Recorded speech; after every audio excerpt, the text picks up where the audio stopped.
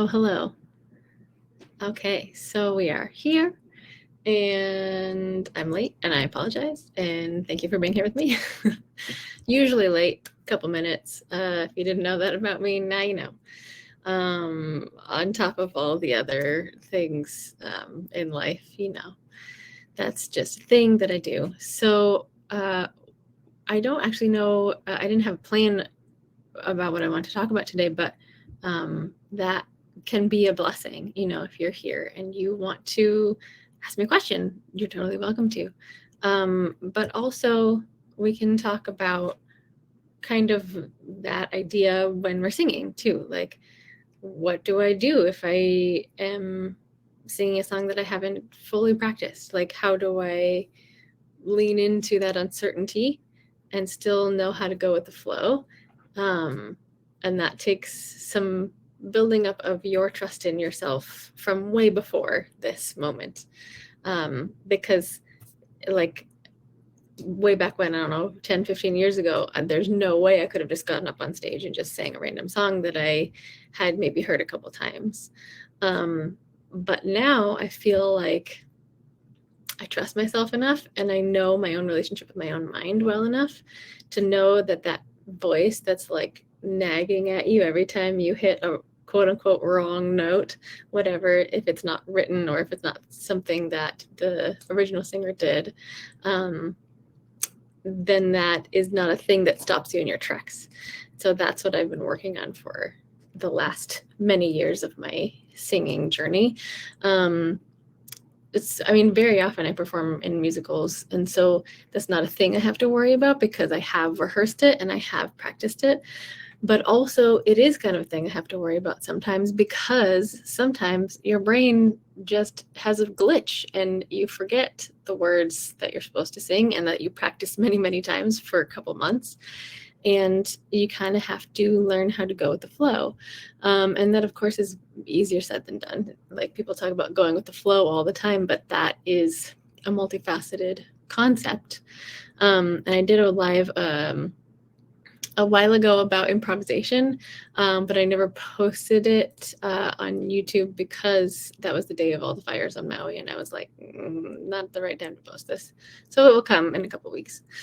But it's kind of a similar idea of like how to prepare for those situations, because that's what we all worry about, right? Like, that's why so many of us don't sing in front of other people, because we're having these very like real nightmares and worries about, what if I forget the words? What if I sing a weird note? What if I call like a bird during my song? What if that happens? And honestly, those are very real things that have all happened to me, probably in the most recent future. It just depends on how you prepare for this, how good you are at listening to your own creative impulses versus the gremlin voices, versus the ones that squash you and squash your creativity, and how good you are at continuing on in the face of those things. So it takes a lot of past, present, future being in the moment. And knowing yourself well enough to know that, yes, this is my gremlin, and this is the habit statement that he says over and over again. Like, mine is, you're doing it wrong, right? Or you're not doing enough.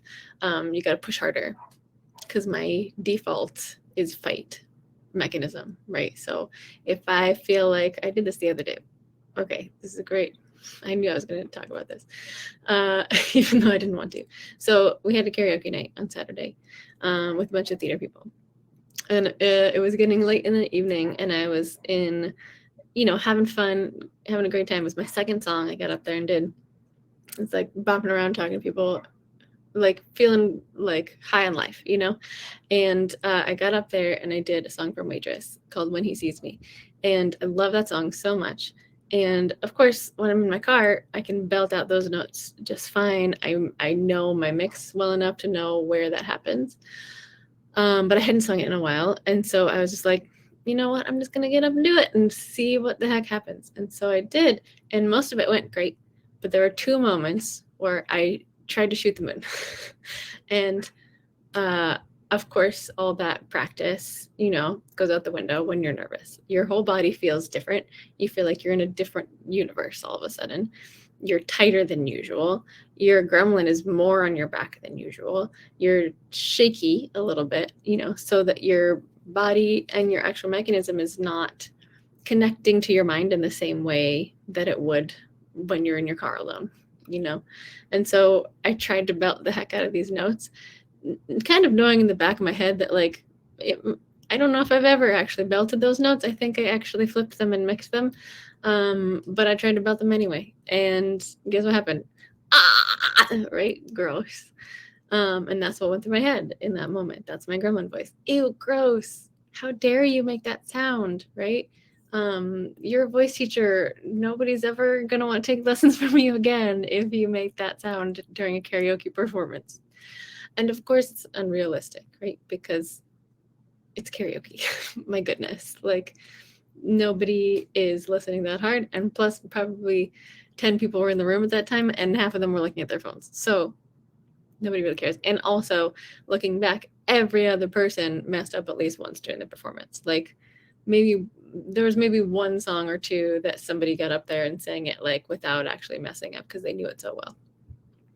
But that hardly ever happens, and especially in karaoke. And that's not why you go to karaoke, Hey, Kobe, welcome. So that was the whole point. And so in that moment, what I did was, instead of allowing my gremlin to sit on my chest and just go, who do you think you are? You should get off the stage now, which is what he was saying. I decided to, because I have this training, to call it out. I was like, hey, it happens. Happens to the best of us, and then just kept going. Continue to have fun singing that song because I love singing that song, and it's so fun to sing it on a mic. In a theater full of supportive people, and I know this, and I had a student who was there earlier in the night, and I was telling her the same thing, you're supported, you got this, you're gonna do great, it's totally okay, whatever happens, we love you, It was When He Sees Me from the musical Waitress. Great song, I love it. But it takes a lot of mixing, really precise mixing. And so in that moment, I had to re-coach myself, right? After I got off stage, and I was like, oh, it felt gross. And then, of course, it just added to the fact that everybody else was already distracted. It was half an hour before we were done. Everybody else was in their own minds about their own performances and doing other stuff. And there was a random dog there. And so, of course, my gremlin latched on to the fact that nobody told me good job after that. Okay, who are you? 5? I know myself, and I know my gremlin well enough to know that that was just a gremlin voice, and that I could continue to have fun and keep going and let it go, even though it was a mistake and a mess up. And my former self would have been, oh my God, you should hide and turtle away and never ever sing on stage ever again. It's so easy to do that, and so many people do. And this is where so much vocal trauma comes from those moments where maybe you were in a bar and some drunk person was like, you suck or something, and of course we know subconsciously that is not true. The person's drunk and what they say doesn't really matter anyway, even if they were sober.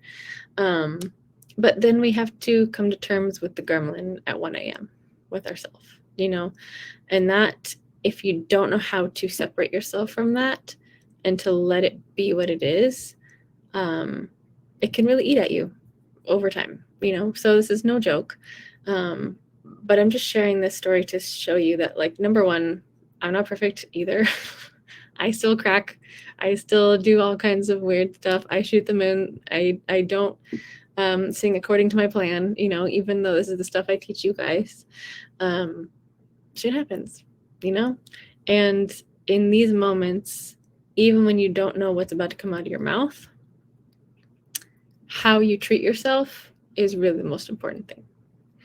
So that involves beforehand treating yourself well enough to drink lots of water, warm up a little bit beforehand, giving yourself the best possible environment to hit those notes that you want to hit, to sing the song that you want to sing. If you're nervous, go, outside and give yourself a full body shake, because we know that helps, get rid of nerves a little bit. It helps, like, you can do some planking, right? Some muscle engagement, because we know that helps get the adrenaline and cortisol flushed out a little bit. You have all these tools that you have, either from working with me or your other voice teachers or wherever you've learned this stuff. And you can use it ahead of time, right? And so in the moment, even if you've done all of this stuff, it doesn't necessarily mean that it's going to go perfectly either, right? So you have 3 opportunities to be nice to yourself and to be the best possible coach to yourself in that moment, because I can't be there with you every time you do karaoke, So if you're singing this song and you're like, I love this song, I'm just going to try it and see what happens.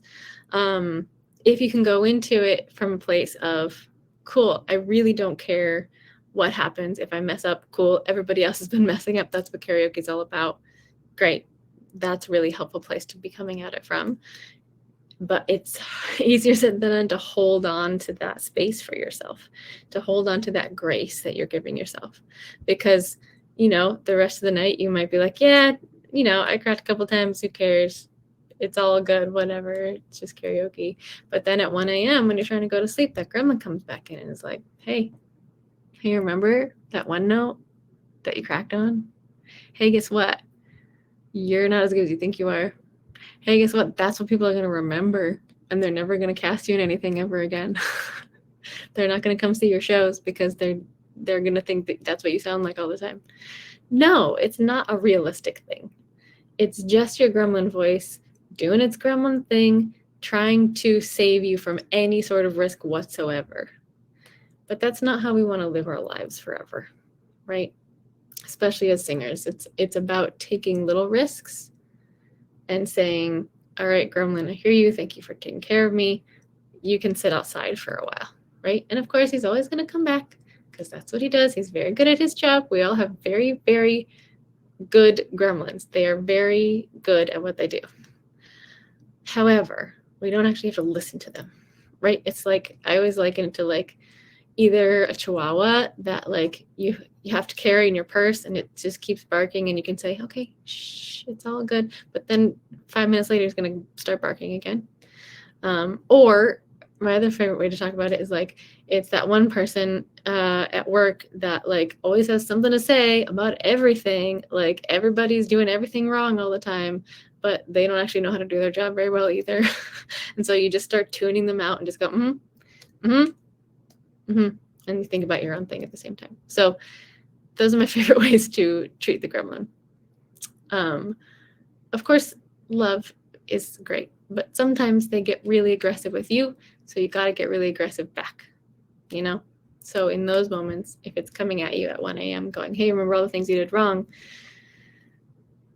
You've probably said, okay, I love you, thank you very much, about 500 times. So the only way to do it is to, number one, go in through the body, right? Remind yourself that you're safe. So this is what I was doing at 1 a.m. the other night. I was giving myself a hug, feeling all the snow and the snow globe settle. And muscle engagement. I did this a couple times, just pressing my wrists together just to feel my arms engage in hopes that it would send those big hormones somewhere. And then I had to get really angry with my gremlin and be like, hey, George, F you, man. You're not helping me, and I need you to go away. I'm not listening to you. I need to sleep right now, Because if I let that sink in and settle and marinate in my body, that feeling of, I suck, I did everything wrong, I'm terrible, I'm going to carry it into the next day.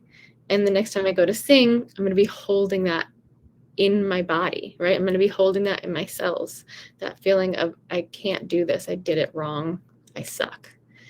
And that is going to translate into more tightness, which is exactly what you don't want, right? It's going to translate into fear of those big notes again, right? And so if you are not vigilant with your gremlin, with your nervous system, knowing when you are dysregulated and when you need to go in through the body and remind yourself that you are safe, you can really end up with a crippling fear of singing, or of singing anything outside your little comfort zone, you know? And so it's totally normal if you have these feelings. It's okay. It's not your fault. It's not a problem. And we can start training ourselves to feel into singing in a different way, you know? So I love karaoke. It's so fun to sing into a mic. It is exposure therapy, basically, for people who are singers, who have a fear of singing, who have stage fright of any kind. It's just like, hey, go do this big thing that you don't usually do. And so the gremlin's going to come in tenfold of what he usually does. So if you're not in a place to handle that, maybe don't do karaoke right now. And that's totally fine. So I just wanted to share with you that story because it's relevant for me in my life this week. And because I'm proud of myself for using my tools, you know? I prepared myself really well. I took care of myself the day of. I warmed up a little bit. I chose songs that I loved and I knew really well. And then when the wrench got in the wheel, the first song I did, actually, the karaoke, the words were just like not helpful at all. So that was another thing that just made me nervous. But because I had these tools, I was able to just call it out and be like, you know what?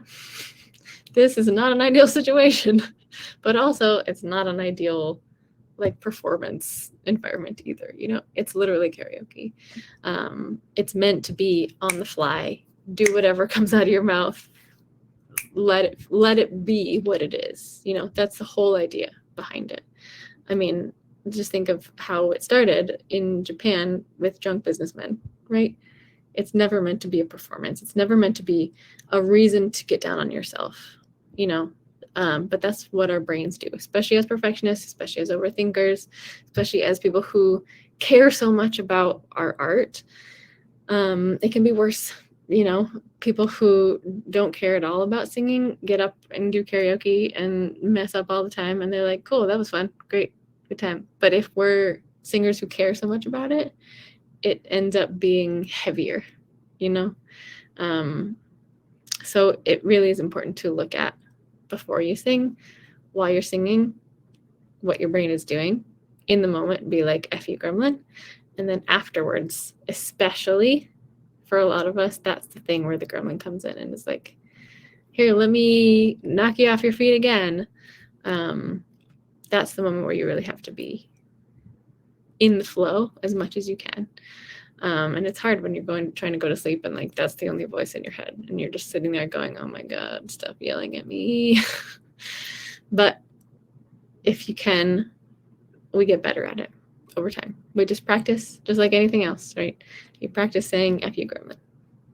All right, you're back. Okay, cool. I knew it was going to happen. This again, sweet. F you, gremlin. So that is the key to being in the flow. It's not easy. It's not just a snap thing you can just turn off. But when you are learning how to improvise, learning how to step up on stage in a karaoke-like situation, open mic or something, even if you have practiced, there's still a good amount of slack that you have to give yourself. Because if you're rigid, number one, your body is going to be rigid and the notes are not going to come out the way you want them to. And number two, after the fact, your gremlin's going to go crazy. And if you're not vigilant about that, you're just going to be taken down again. And I don't want that for you. I want you to be able to go with the flow, be able to mess up without it being the end of the world, be able to sing a note that sounded weird or like bird-like or fully crack in your register changes. Like I want you to be able to do that in a real life situation in front of people and survive it and be okay with it and say, hey, it happens. That's life. C'est la vie, you know? That's what I want for you. So if you can, just be really vigilant in every moment. And this comes in like even when you're just practicing with yourself, even if nobody else hears you, this can come in and you lose your flow all of a sudden because a wrong note happens, and then you get onto this vicious cycle of, oh man, but I practiced that. Why couldn't I nail it? Man, I must not be as good as I think I am. It's just a vicious cycle, and just to swirl to the bottom. So I want you to get really good at noticing these things, right? And hopefully just talking about it and knowing what your habit statement is, what your gremlin's favorite catchphrase is, will be helpful for you to write it down and notice when it comes into your head. I promise, just noticing it, noticing your patterns, knowing yourself, it will help you the next time it actually comes into your head. So you can be like, oh, that's not me. That's my gremlin. Hey, George, nobody wants you here, you know? So in those moments, we practice. It may take you 15 minutes to realize this time, but the next time it may take you 10 minutes to realize that that's your gremlin. And the next time it may take you 5 minutes. And the next time it may take you 30 seconds, and better and better and better forever and ever. So that's the practice. And I do want you to practice singing off the cuff in order to practice, right? Because if you're never putting yourself outside your comfort zone, you're never giving the opportunity for your gremlin to come in and for you to get that practice separating, right? So you kind of have to put yourself in slightly scarier situations. I'm not saying go to karaoke right now if that is terrifying to you. I'm talking about grab your best friend, sing a song for them. That's it. And that may be slightly outside your comfort zone enough to trigger that gremlin to come in and be like, hey, guess what? It's like, what should we call it? It's like a video game, you know? The threat comes in and you have to be like ready. Right? So, yeah. You know, my metaphors, they're ridiculous. So target practice, that's the word I was looking for. Target practice. Give yourself some target practice by putting yourself one toe outside of your comfort zone, 2 toes, 3 toes, because then you will get better and better at noticing the gremlin, separating, and saying, nope, not today, right? So that's how we build our go with the flow muscles. And that's all I have to say today. Thank you for being here with me. Appreciate you all. Sam and Jackie, thanks for being here. I don't have anything else to say. That's all I got. If you're watching this back later on and you're new here, thank you for being here. And check out my bio. There's a bunch of donation links for Maui in there right now. And there's also an ebook that you can check out totally for free. You can download it, see what you think. Let me know how it feels in there. So I'll see you on the other side of that. All right. Love y'all. See you soon.